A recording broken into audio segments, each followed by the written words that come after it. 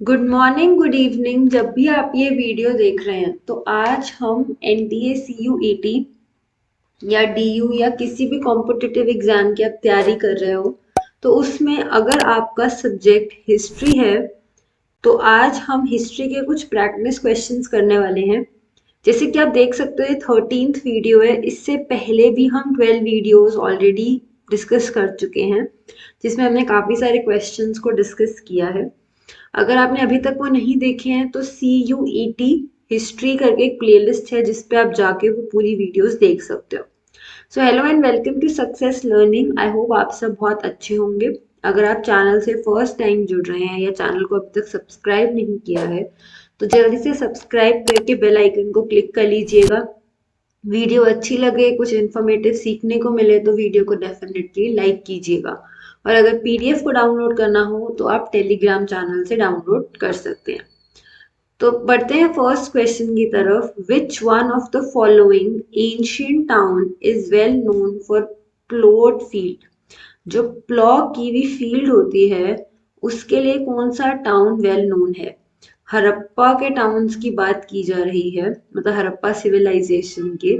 उसमें से ऑप्शन दिया जा रहा है लोथल, कालीबंगन, बनावली या धोलावीरा। तो इसमें आपका ऑप्शन है कालीबंगन, जो कि वहां से हमें ट्रेसेस ऑफ प्लो फील्ड मिलते हैं। एंड ये एक टेबल है जिसका आप स्क्रीनशॉट लेना चाहो तो स्क्रीनशॉट ले सकते हो या बाद में डाउनलोड करना हो तो बाद में कर लेना। जिसमें कौन सी जगह पे क्या आर्कियोलॉजिकल फाइंडिंग्स हुई है, जैसे कालीबंगन में प्लॉट फील्ड या फायर ऑल्टर मिला है। लेकिन अगर आपको यही प्लॉट फील्ड धोलावीरा में अगर हम देखें तो यहाँ पे नहीं मेंशन। यहाँ पे आपको वाटर रिजर्वॉयर या फिर water harnessing and drainage system ये मिला। बनावली में प्लॉट टॉय मिला है, प्लॉट फील्ड नहीं मिली है। तो ऐसे करके अलग अलग जगहों पे एक कालीबंगन और एक Lothal, these two are the options जहां पे आपको फायर अल्टर देखने को मिलता है। ठीक है, तो ये आप एक बार देख लीजिएगा। आई होप ये टेबल आपको हेल्पफुल रहेगा। आगे बढ़ते हैं। द टाउन्स वो प्लान्ड इन अ ग्रिड पैटर्न। ग्रिड पैटर्न होता है ना, ड्यूरिंग द हड़प्पन सिविलाइजेशन। तो ये ग्रिड पैटर्न कौन से में? Rectangular grid pattern, semi circular, circular या पेंटागोनल? तो ये ग्रिड पैटर्न रेक्टेंगुलर था। एंड अगर हम टाउन्स प्लानिंग की बात करें तो इसमें मोहनजोदारो का सबसे पहला नाम आता है, क्योंकि मोहनजोदारो में टू पार्ट्स में डिवाइडेड थे। एक था सिटाडेल जो कि छोटा था बट हाइट में अबव था, और दूसरा था लोअर टाउन जो कि साइज में बड़ा था, बिगर, बट हाइट में लोअर था। ठीक है। Which among the following is considered the most important? अगर हम धर्म सूत्र या धर्म शास्त्र की बात करें तो सबसे इंपॉर्टेंट इसको माना जाता है महाभारत को, रामायण को, भगवत गीता को या मनुस्मृति को। देखो वैसे ये सभी इंपॉर्टेंट है, बट अगर हम धर्म सूत्र और धर्म शास्त्र को कंसिडर करें तो Manusmriti is the most important, क्योंकि इसमें नॉर्म्स और रूल्स लिखे गए थे जो कि फॉलो करने होते थे। वर्नास को, जो कि 4 वर्नास होते हैं, उनको क्या क्या करना है, उनकी ड्यूटीज स्पेसिफाइड होती थी। और मनुस्मृति जो है इसको कंपाइल करने की ना जो टाइमलाइन है वो भी कभी कभी एमसीक्यूज में आ जाती है। तो 200 BCE से लेके लगभग 200 BCE से लेके 200 CE तक इसका ये टाइम फ्रेम है जिसके बीच में मनुस्मृति को कंपाइल किया गया होगा। आगे बढ़ते हैं। Choose the correct practices adopted by Sheikh Nizamuddin Auliya, जो कि रिप्रेजेंट करते हैं कि he tried to assimilate love tradition. वो लव ट्रेडिशन को एसिमिलेट कर रहे थे। वो किस चीज से पता चलता है? बोइंग बिफोर द शेख, शेख के आगे झुकना, बो करना, shaving the heads of inmates, जो सर को शेव कर देते हैं, या फिर जो चैरिटी और प्रेयर वर्क होता है। तो इसका आंसर है all of the above. There were basically 4 practices जो कि अडॉप्ट की थी शेख ने, जिसने ये इंडिकेट किया था कि ही ट्राइड लव ट्रेडिशन। तो पहली प्रैक्टिस तो यही है, bowing before the sheikh. Second, shaving the heads of inmates. तीसरा, आप चैरिटी और प्रेयर, या फिर आप ये भी कह सकते हो ऑफरिंग वाटर। जो भी बाहर से आए, देखो पानी बहुत नेसेसरी चीज है, तो ऑफरिंग वाटर जो भी विजिट करता था। और चौथी चीज होती थी योगिक एक्सरसाइज। तो ये कुछ प्रैक्टिसेस थी जो उन्होंने अडॉप्ट की थी। आगे बढ़ते हैं। Who challenge the idea of caste, pollution, theory of rebirth? Lingayat, Kabir, Guru Nanak या सूफिज्म? देखो इसमें ना कास्ट पॉल्यूशन तो एक बात है, लेकिन थ्योरी ऑफ रीबर्थ को भी आपको कंसिडर करना है कि किसने चैलेंज किया था कि रीबर्थ होता है, नहीं होता, ये चैलेंज किया था। मोस्टली ये आइडिया माना जाता है कि ये हमारा शरीर है, हम एक ह्यूमन है, इस बॉडी से लीव करके हम दूसरी बॉडी में चले जाते हैं तो हमारा रीबर्थ होता है। इसको किसने चैलेंज किया था?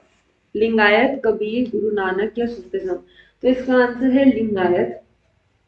इन्होंने चैलेंज किया था कि ये जो कास्ट सिस्टम हो गया, पॉल्यूशन और थ्योरी ऑफ रीबर्थ को इन्होंने चैलेंज किया था।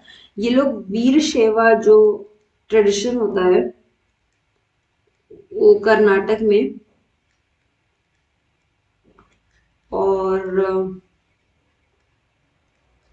उससे हैं। एंड लिंगायत्स ये अपने आर्म पे एक लिंग, सिल्वर, उसमें ये उसको वेयर किया करते थे या करते हैं। Which of the following king was an ardent follower of Jainism? तो इनमें से कौन से किंग थे, बिंबिसार, अशोक, खारवेला या फिर पुलकासिन, जो जैनिज्म को फॉलो करते थे? तो अगर हम बिंबिसार की बात करें तो जैनिज्म और बुद्धिज्म दोनों के जो फॉलोअर्स हैं वो क्लेम करते हैं कि बिंबिसार उनके फॉलोअर थे। मतलब जैनिस्ट कहते हैं, जैन जो धर्म के हैं जैन, वो कहते हैं कि सॉरी, वो कहते हैं कि बिंबिसार जैन थे और जैनिज्म फॉलो करते थे। बुद्धिस्ट कहते हैं कि वो बुद्धिस्ट थे और वो बुद्धिज्म फॉलो करते थे। तो ये हमारे पास क्लैरिटी नहीं कि वो किस एक के फॉलोअर थे। अशोका ने कलिंगा के बाद बुद्धिज्म की प्रैक्टिस को उनको बहुत ज्यादा अट्रैक्ट किया था एंड उन्होंने बुद्धिज्म को स्प्रेड भी किया था। आपका आंसर जो है वो है Kharavela. He was born as in a Jain family and इन्होंने अपने आप को मतलब कंटिन्यू भी किया था, कॉल हिम जैनिज्म, और उनके फॉलोअर भी थे बाद में। अगर हम पुलाकासिन की बात करें तो ये वैष्णवाइट थे,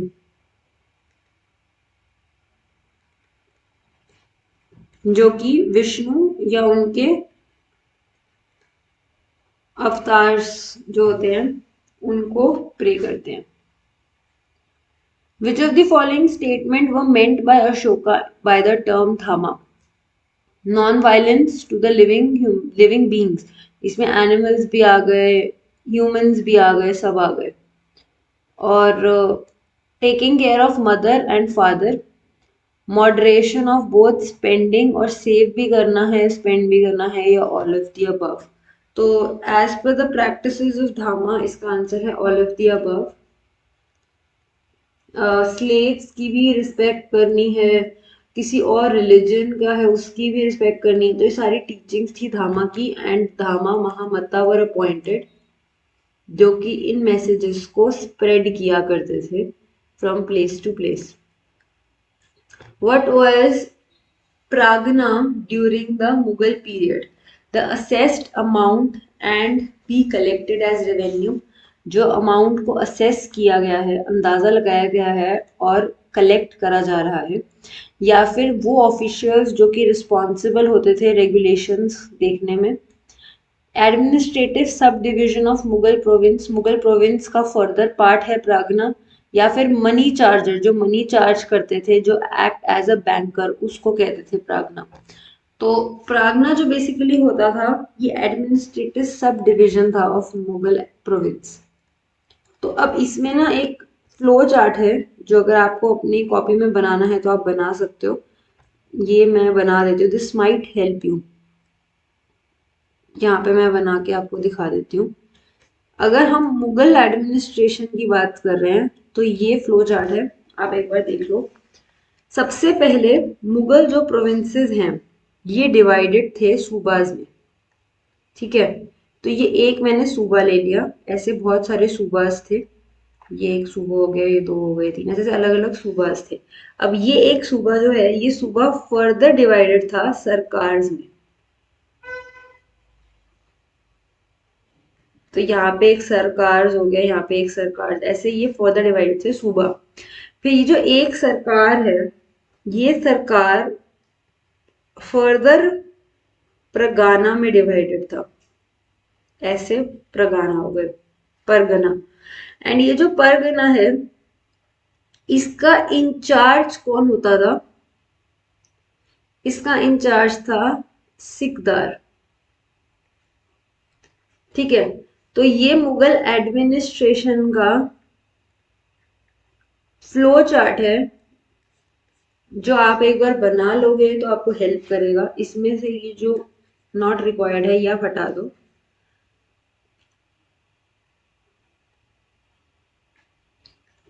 ये सूबा है, ये सरकार, ये प्रागना, और ऐसे करके ये फर्दर बाइफरकेशंस थी। तो मुगल एडमिनिस्ट्रेशन, और इसको कौन मैनेज कर रहा है? सिकदार, ठीक है। तो अब आगे बढ़ते हैं। Who describe Mughal cities as camp towns? Al Biruni, Nasiruddin, Bernier, मतलब फ्रैंकोइस बर्नियर या इब्न बतूता। तो इसका आंसर है फ्रैंकोइस बर्नियर, जो कि मुगल टाइम में आए थे, दारा शिकोह के फिजिशियन थे। इन्होंने इसको कैंप टाउन बोला था। आगे बढ़ते हैं। One of the most important description of the city of Dash in the 15th century comes from Abdul Razzaq. वो उन्होंने कौन सी सिटी के बारे में डिस्क्राइब की है? विजयनगर, हड़प्पा, अयोध्या या हम्पी। तो जिस जगह को अब्दुल रज़ाक ने डिस्क्राइब किया है वो है विजयनगर। प्रेजेंट डे में विजयनगर कहाँ पे है? ये तो पता होना चाहिए, कर्नाटका में। और अगर हम विजयनगर की बात करें तो ये यूनेस्को वर्ल्ड साइट में भी एडेड है। कब ऐड हुआ था बताएंगे आप मुझे कमेंट बॉक्स में। एंड जो ये अब्दुल रज़ाक थे ये एक डिप्लोमेट थे बेसिकली, और ये कहाँ से आए थे? ये थे हेरेट से, ठीक है। तो ये कुछ बातें थी जो आपको पता होनी चाहिए, और आप मुझे बताएंगे कि यूनेस्को वर्ल्ड साइट में ये कब ऐड हुआ था। Who among the following road travels the Mughal empire? Travels आए the Mughal empire. Ibn Battuta, Francois Bernier, Marco Polo या फिर पीटर मोंडे। तो इसका आंसर है फ्रैंकोइस बर्नियर, इन्होंने लिखा था। तो इसका आंसर है फ्रैंकोइस बर्नियर। आगे बढ़ते हैं। The most famous Indo Greek ruler जिन्होंने इंडिया पे रूल किया, एंड वो अपने जस्टिस और पॉपुलैरिटी के लिए जाने जाते हैं। रुद्रदमन, मेनिंदर, एकोरेटिस या फिर डेमेटोर्स। तो इसका आंसर मेनिंदर है। He was the famous Indo Greek ruler जिन्होंने बाद में अपने आप को कन्वर्ट कर लिया था टू बौद्धिज्म, एंड उनको बौद्धिज्म में कन्वर्ट किया गया था बाय नागासेना, ठीक है। तो ये भी क्वेश्चन आ सकता है कि who was the Indo Greek ruler who later converted to Buddhism by Nagasena, या फिर Menander was converted to Buddhism by whom. तो आपको ही पता होना चाहिए। Which of the following newspaper was written by Lokmanya Tilak during the Indian national movement? युग, नक्तर, बंगाले केसरी, बंगाली केसरी या फिर अमृत बाजार पत्रिका। तो इसका आंसर है केसरी, एंड ये लिखा था लोकमान्य तिलक ने।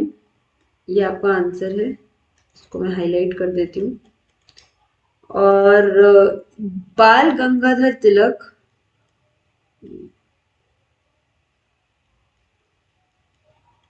ने बेसिकली दो न्यूज़पेपर लॉन्च किए थे। जिसमें से एक तो था केसरी, एंड ये जो केसरी था ये कौन सी भाषा में था आपको पता है? केसरी मराठी में था, और एक और न्यूज़पेपर था, ये तो फर्स्ट था, सेकंड वाज मराठा, ये इंग्लिश में था। ठीक है, देयर वर टू न्यूज़पेपर्स जो कि बाल गंगाधर तिलक ने लॉन्च किए थे, तो आपसे पूछा जा सकता है।